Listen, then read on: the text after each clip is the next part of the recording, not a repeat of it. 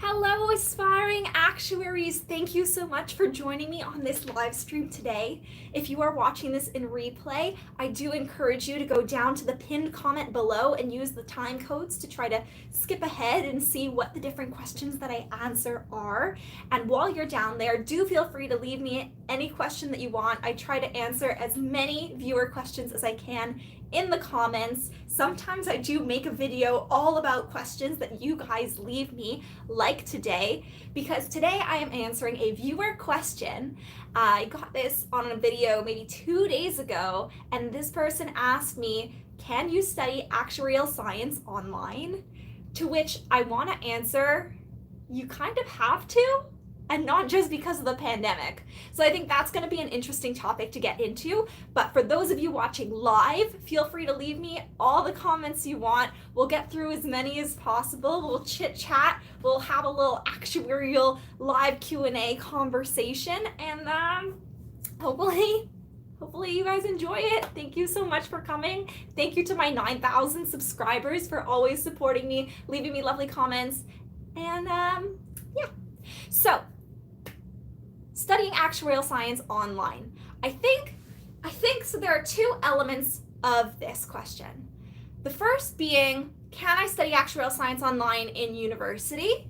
And the second one being, to become an accredited actuary, there is more than just studying actuarial science at university. You also have to pass a series of actuarial exams outside of university. So, if we're asking, can I study actuarial science, the university portion online? My answer to that would be maybe, I don't know. Honestly, the pandemic might make it much easier to do that online. I'm not really sure about the university situation. But the more interesting part is the actuarial exams. And that bit you kind of have to study online because it's very much an independent study situation where, yes, your university courses may help you prep for these exams, but at the end of the day, you're the one studying for them. And I'm not aware of any university program that'll get you start to finish fellowship. So, if you're in North America, like me, I'm Canadian, hello, you're probably going to be taking actuarial exams with one of two actuarial associations, either the Casualty Actuarial Society, like I did, or the Society of Actuaries, both of which are independent from university degrees, mostly. There is an element called validation by educational experience, where you can get some exams sort of taken off because you've taken specific courses at university, and that makes it so that you don't have to take an extra exam. But there are a series of exams that have to be taken alone, and this needs to be done online. Now, can you take it in university style lecture format? Not directly from the Casualty Actuarial Society or the Society of Actuaries, as far as I'm aware. From what I know, the those societies don't really offer exam prep courses, but there are a lot of private companies that do offer either seminar style courses or video format where it's sort of live on demand, watch at your own pace situation. Personally, when I was studying for actuarial exams, I didn't use a video-based study program. I was purely using study manuals because I know myself and I know that I don't learn by listening. I learn by doing. So when I would study for my actuarial exams, I would have my papers printed out and I would have I just have these colorful pens. And I would just underline things and I would write notes in the margins and I would be doing problems and problems and problems. And that is sort of how I studied for these actuarial exams. I know that if I were watching a video after 30 seconds, my mind would be out in outer space. I would be thinking about, cute boys and what I'm gonna have for my next snack and what am I doing for dinner. And I wanna be reading this book. I wanna be watching this television show. I do not wanna be watching this study video. So personally, that's not how I studied for actuarial exams, but there is the possibility of doing that privately. I think it is a little bit expensive, but worth it if it's how you learn best. Let's see if I got any questions in the comments. Okay, am I back? I don't know. It all cut out. Everything's chaos, but we're back. Maybe, I don't know. We'll see. If anyone's still here, thumbs up the video, and we'll see what's going on. Live chat, and then we try to scroll. Excellent. Where is there a scarcity of online courses on Axi on online platforms like Udemy and Coursera? I've never personally used Udemy or Coursera, so I couldn't really tell you what they have in terms of actuarial content on those websites, but if you went and scrolled through their user interface, I'm sure it would help you better than some girl who's never used it. How are you? I'm doing well. Thank you for asking.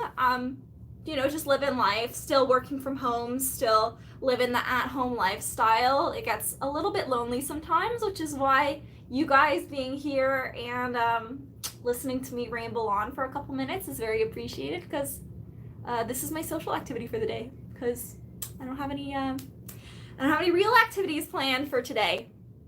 Can you become an actuary with a bachelor's in computer science? Absolutely. So like I was saying before, you've got your university degree, and then you've got your actuarial exams that are independent of university. Now, the actuarial exams, you have to pass them. You have to do it. If you want to call yourself an actuary, it has to be done. But your university degree does not have to be in actuarial science. You can have a university in computer science. You can have a degree in economics or mathematics or fine arts, I don't know, as long as you can demonstrate that you can pass the actuarial exams and you can demonstrate that you can get a university degree. Absolutely, you can do it. And computer science is such a beautiful complement to where the actuarial profession is trying to go right now. There's real discussion on revamping the curriculum of the actuarial exams, making sure that the actuarial profession does not go obsolete. Because everything is all about big data, it's all about machine learning, it's all about these strong computer science skills. Personally, I am supposed to be learning Python, and I am really scared about it because I don't know how to code in Python, and learning a new thing is a little bit scary, and what if I fail and everything? I don't know, but in theory, computer science is something that I need to be learning about too. I changed my phone screen protector, and now the sensitivity is a little bit weird, so okay. Nana says, I start in a month and I'm so nervous. Good luck, good luck, good luck. I'm so excited for people who are like just getting into this profession, and I'm so excited for people who are like living for it, and I hope that you find as much happiness as I have in this profession. And like, don't get me wrong, the exams suck, and I spent so much time stressing over all of this, but it's just such an amazing experience. And when you really start on your actuarial journey, it brings you to a career that is so fulfilling, and it's I don't know. I'm really excited for you and everyone. Like, let's wish her good luck. Him, her, I don't know.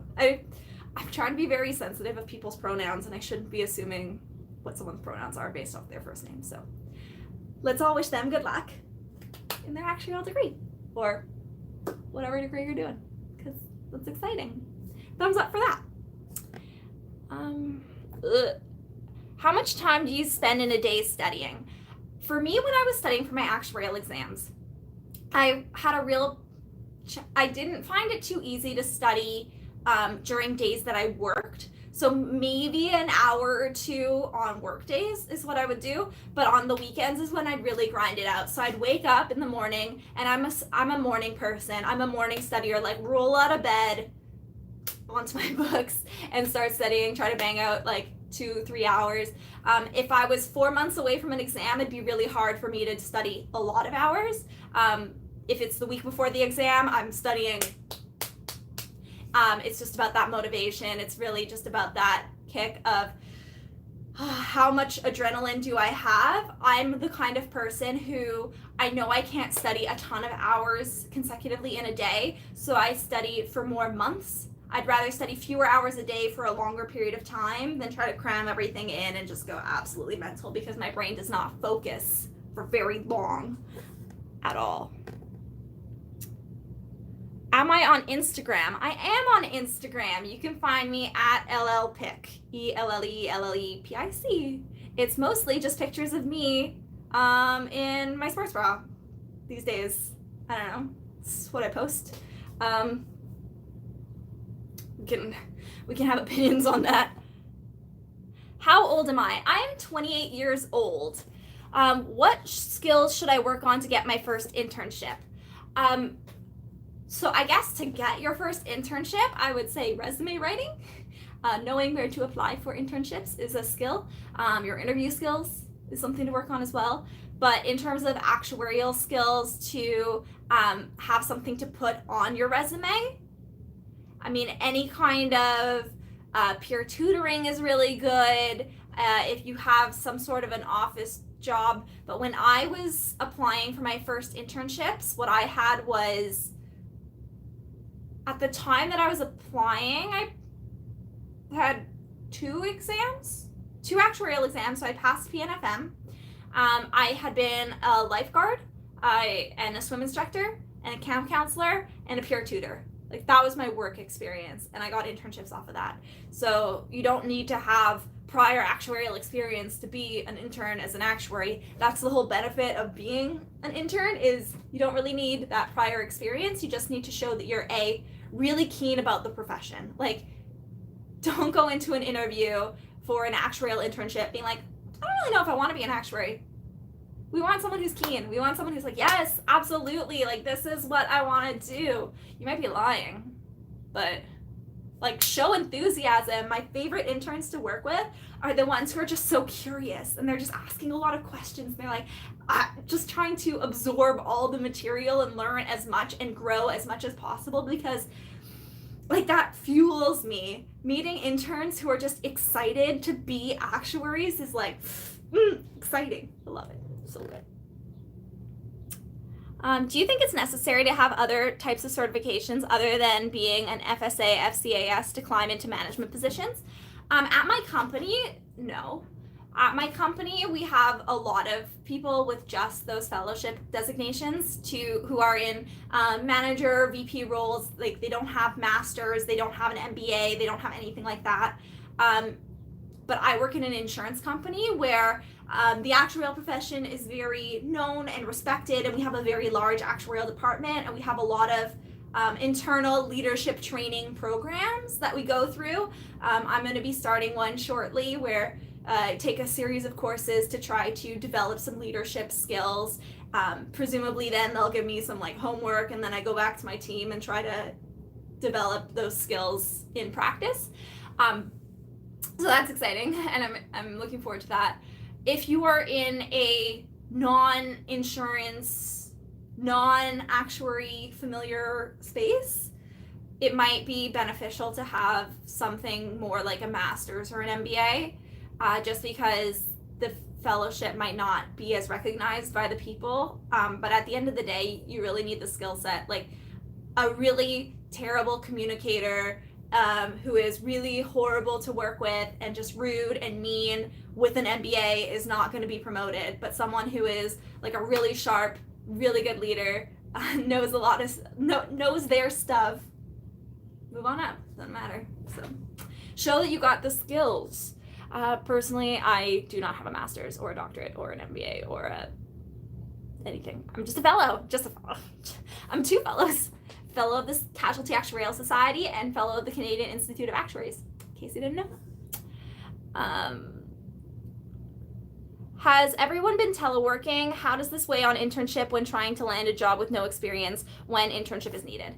Yes, so at my company, we have been working from home since March, but they have started letting some people go back into the office.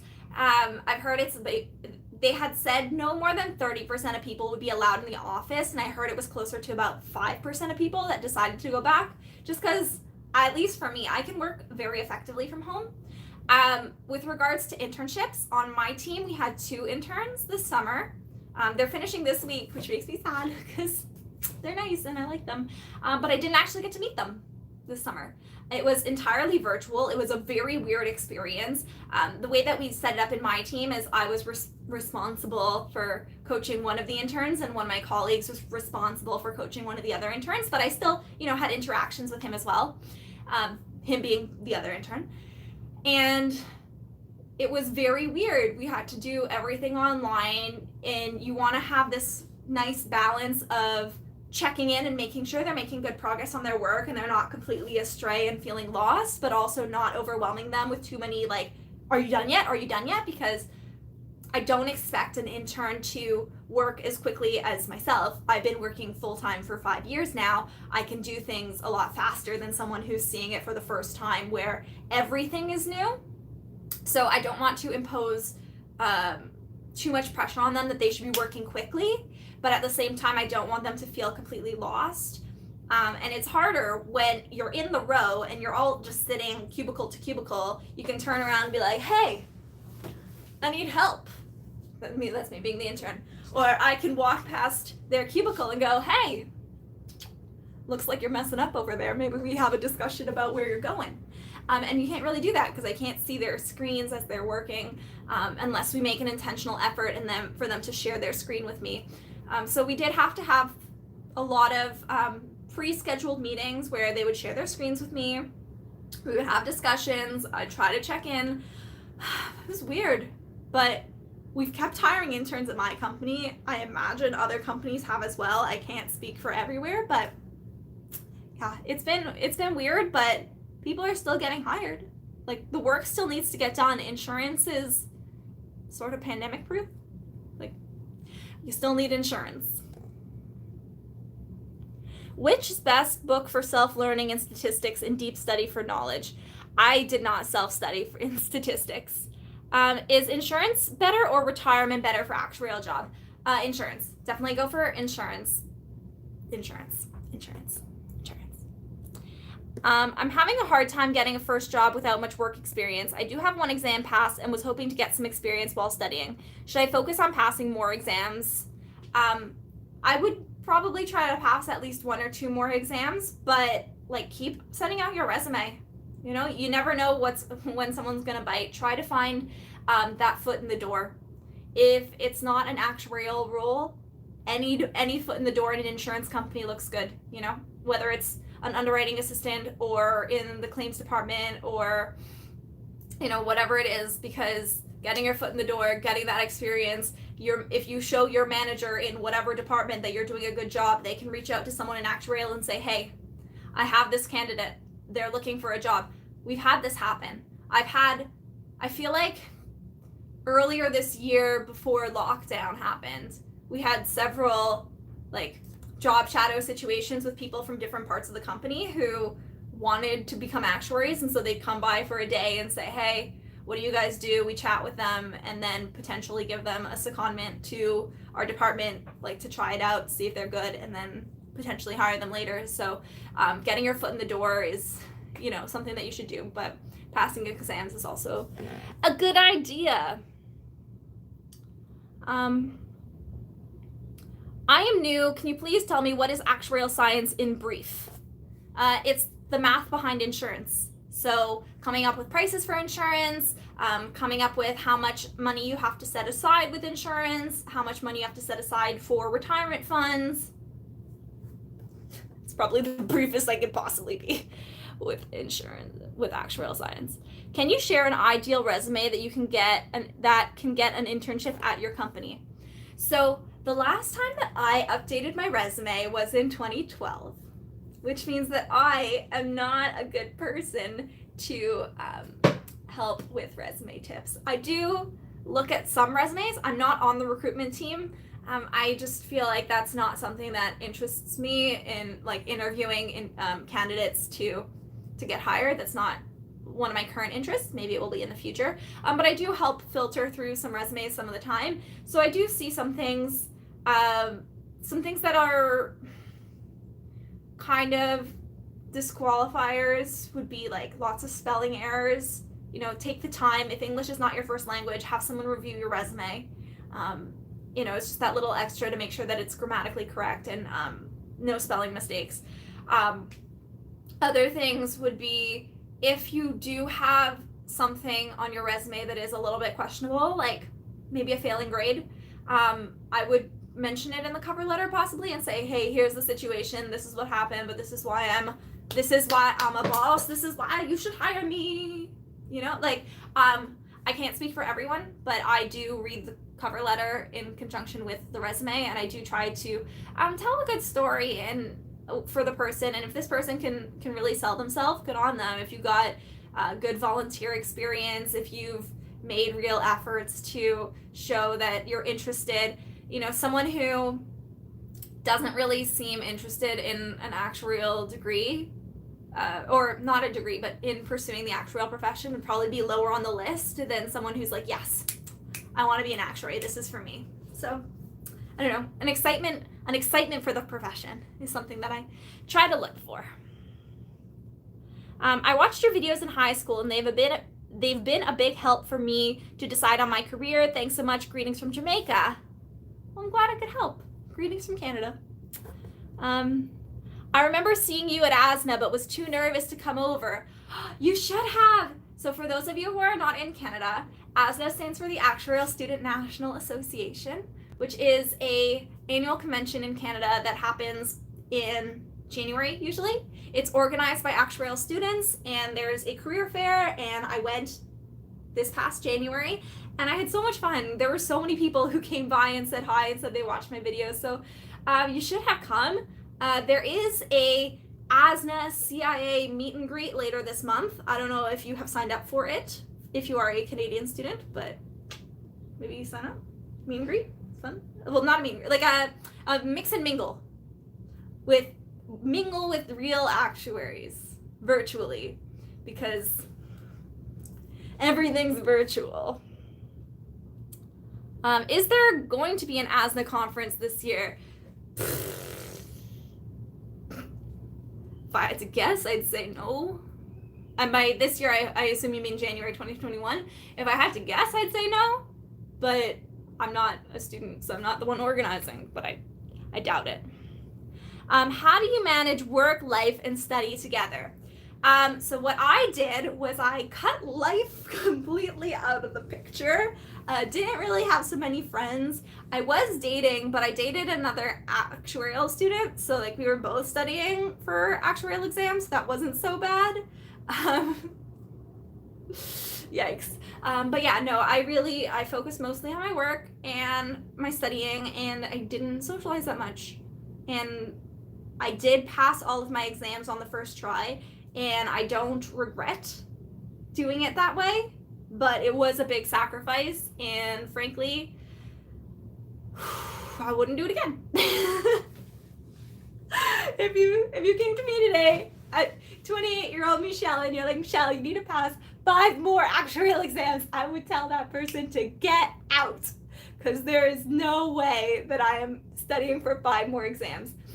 I have to learn Python. I said this already in the live stream, but I'm going to say it again. I have to learn Python, and I'm so scared. It's scary and new, and I'm real fragile, and I don't know what to do. I'm real scared about it, but it's okay. It's okay. It's okay. Which language is better for actuaries, R or Python? I don't know either. I don't know R or Python, but I really need to, okay? So here's the thing. At my company, what we have is we have a team, a very large team, that is joint actuarial data science, and they will do a lot of our machine learning projects, and the idea being that actuaries will move into that team, learn the data science skills from the data scientists, come back, bring the skill set, and then over the next couple years, all the actuaries in the company, or the vast majority of the actuaries, will learn a data science skill set. Not to be as strong, but we will bring the business actuarial knowledge to the data scientists. They will bring a decent understanding of machine learning, programming, all that good stuff, work together in hybrid, and then bring the skill sets back so that we can do the cool, innovative modeling will be done there. And then little models that need to get refreshed can be done in like pure actuarial teams once we all have the skill set. I don't have the skill set yet, and I'm scared about it. At my company, we're coding in Python is the answer to that question, but from my understanding, R and Python are very similar. And so if you know one, it shouldn't be too hard to learn the other, in theory. All I know about Python is import pandas as PD, import numpy as NP. That's what I got. You guys, I'm so scared to learn it. I'm so scared. Okay. What happened to my boyfriend? Well, that's a good question. It's been almost 2 years since he moved out. If you didn't know, I moved to Toronto to be with him, and then he moved to Cambodia. And I didn't follow him to Cambodia. So he is actuarying in Cambodia, living his best actuary life. I wish nothing but success and happiness and good wishes for him, but yeah, good riddance to him. And he's been gone almost 2 years now, and I live alone, and life's a little lonely, but I have an abundance of snacks, so it's good. It's good too. Snacks are fun. Hi, first time I've tuned into one of your live streams. I missed the last one by a few hours. Do you think you could price yourself out of the EL market by having too many exams passed at graduation? I don't know what EL is, but if you have too many exams, I think as long as you have internship experience, it shouldn't be problematic. If you don't have any experience, maybe.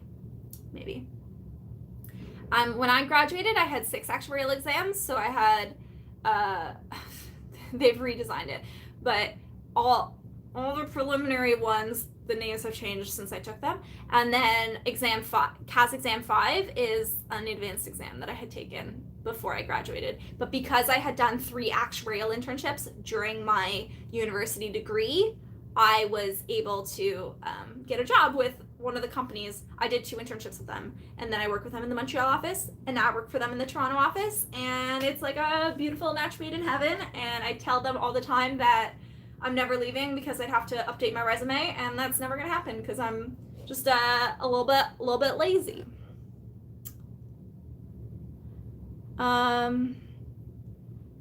Literally no one. Actuarial to her date. Let's calculate and predict how long this relationship will last.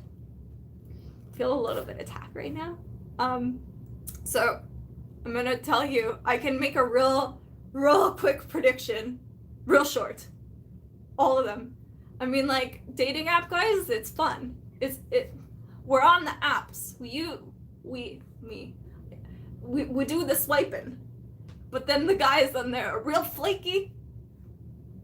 So if I had to use my official FCAS actuarial opinion on how long to estimate a dating app relationship was going to last, I would say not long. Not long at all. I'm not having it. No. We'll see. Maybe next update will be like, I have a boyfriend. It's not alone forever. Okay. Camera lens needs a bit of cleaning. All right, let's wipe it down. Is that better? Is that worse? I don't know. Cambodia. Wow, that's wild. Yes, it is. That was not where I was gonna follow him, not at all. How many years exactly does it take to be an actuary? That really depends on how quickly you pass your exams. If you can take, all 10 exams in 1 year, a year, you can't do that. That would be impossible. But hypothetically, I took my first actuarial exam in February 2012, and I took my final actuarial exam in April, May 2017. So a little over 5 years is how long it took me from my first exam to my last exam. Would a developer job be good enough to replace an internship, or do you think I'd have to quit my job one day to get an actuary internship? I don't think you would. I think it depends. It really depends. Is your goal to be an actuary? If so, an actuarial internship is just a better jump point to getting a full-time actuarial job, because employers, at least at my company, we love hiring just interns. It's a great way to try people out. A good percentage of them will get hired full-time, and then you just grow people. Like, that's, I was like a born and raised person at my company. You know, I did my internship, and then I did a job in one position, and then I rotate to another position, and I'm developing up. I've had promotions, and like at my company, that's really what they try to do, is just develop from within and just grow these like beautiful blossoming actuaries, like little actuarial flowers that we are. So that's just a great way to get an entry-level job, is to already have your foot in the door as an actuarial intern, because, you know, that's the first place that we're going to look. However, anyone can apply. And I don't think it's a bad idea to have a developer job. I think my country, Indonesia, will have actuary boom in the next 4 years, since many unis open that major this year. What do you think will happen by the time they graduate? I really don't know what the actuarial market is like in Indonesia. I don't know anything about the Indonesian actuarial market at all. I have one coworker who is from Indonesia, and he works here. That's all I can say about that. Actuarial pay is decided on the basis of number of exams cleared or the experience along with knowledge, obviously. Both. So it would be a mix of how many exams you have, plus how many years experience, plus what is your job band, plus responsibility levels, etc. I do have a video on my channel. It's my most viewed video. It has 130,000 views, which is very viral when you make actuarial videos, because there's not an infinite number of people searching for actuarial content, so 130,000 views is a lot. It's called My Actuary Salary. I'll tell you right now, I don't tell you my salary in that video, but I do go through all the different factors that account for what goes into determining your actuarial salary, and what the other things are in my compensation package, like my bonus and my benefits and share purchase, all that good stuff. Thumbs up for that. That video has like a quarter dislikes. People did not. Every time I get a pop-up on my phone that I got a comment on that video, I'm like, is someone gonna hate me for this?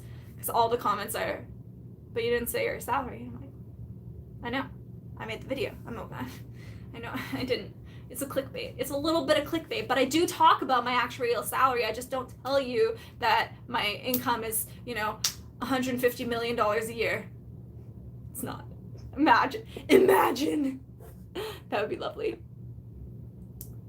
Can you tell us about yourself? I mean, life beyond being an actuary. My life beyond being an actuary these days is very boring. I live here, I work here, I yoga here, I meditate here. I'm trying to meditate for 30 days. I have a tracker. I made myself a tracker. I'm a sucker for a tracker. The things I'm trying to do, I don't know if it's focused. It doesn't seem focused, but meditate, leave my apartment is a goal right now. Do yoga and walk 10,000 steps. That's my tracker right now. That's my life goal right now. My life's real fun. If you want to know more about my life, follow me on Instagram, because I post on Instagram often. I'm taking FM on Friday. Just finished interviewing for an underwriting job. We'll find out this week if I got it, and I'm so excited. Good luck, Emma. I'm so excited. I hope FM goes super well, and just like good vibes. Take a bubble bath before the exam. That's what I used to do. It's just like before an exam, just breathe, bubbles, we relax. And then also, my pro tip, it's not my first time I've said this on the internet, but it's a pro tip. You need to sleep with your notes under your pillow the night before the exam. That's how I did it. I'm not even kidding. That's what I did. I mean, like, it's not actually gonna leach into your brain via osmosis, but it doesn't not leach into your brain, but it's not gonna suck knowledge out. So that's what I used to do.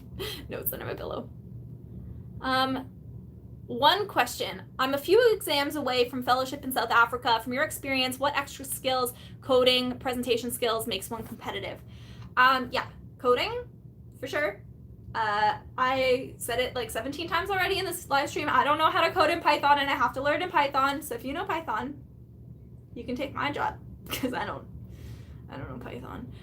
Good communication skills, for sure. Absolutely. If you can, express yourself well and do a good job of taking a complicated concept like insurance math and then explaining it to the world, key. Curiosity. I love a curious person, someone who is keen and interested. Like, at the end of the day, Excel, not hard to learn. I think if someone cannot learn Excel, that is a red flag, but someone not currently knowing Excel is not a red flag, because Excel is really easy to learn. It's intuitive. They try to make it real easy. If you can't learn it, maybe this isn't for you. That's real dark. Oh boy. But Excel is also useful. If you know Excel, that's good. VLOOKUP. They're adding in an XLOOKUP to Excel, and one of my coworkers is just really excited about it. XLOOKUP. It's the future. I have not been able to get any exams done due to the pandemic. Would this strongly affect your decision to offer me an internship or entry-level job given the circumstances? So I am not in a hiring position at my company. I, however, would imagine that people are very aware of the lockdowns. People are very aware of the pandemic. People are very aware that it's been hard to pass actuarial exams, and as long as you show a keen interest in doing it one day, I don't foresee that being hugely problematic. I think we all have to make accommodations, and yeah, I wouldn't stress too much about not being able to be employed because of that. PNC or life? PNC for life. I do PNC forever. Will data scientists replace the actuarial field? I doubt it. I think that the future of the actuarial profession will be some sort of a hybrid, where if this is data science and this is pure old style actuarial, I think actuaries will move somewhere more in the middle. But I still think that data science can apply to a lot of different faculties, a lot of different genres of the world, whereas actuarial still is a much more narrowed skill set of insurance knowledge and risk-based predictions. And so I think we will steal a lot of data science techniques and implement them in the actuarial profession, but I think that will become what an actuary is, whereas a data scientist would still be missing some element of insurance knowledge. Not that they couldn't learn it, but I think it won't be replaced. I think it's just the stuff that I learned is not what an actuary is going to learn in 10 years. Do you know if the SOA is offering remote testing opportunities at all? My understanding is the SOA is offering their exams through Prometric, and the CAS is offering their exams through not Prometric, but a different testing center. Pearson View? That's who they're using for their exams this time. It's all going to be in test centers, not at home. Snapchat, please. I haven't opened Snapchat in 5 years. Is R commonly used in the actuarial field? Probably. At my company, we are using Python. In my country, there aren't exams for to become an actuary. Nice. Living the life. In my country, there are lots of exams. Excellent. Anyways, this has been a lot of fun. Thank you so much to all of you for paying attention to me. If you could hit the thumbs up button, it really, really supports my channel, and I really just appreciate all of you for watching. If you think of any other questions that you want answered, do leave them in the comments below, and I will try to answer them. I try to answer as many, if not all, of the questions that I get in the comments, because I live alone and I'm bored a lot of the time, and you guys give me life, and I really appreciate it. So thank you so much. Subscribe if you haven't, and good luck on your actuarial journey. Thank you for calling. Bye, guys.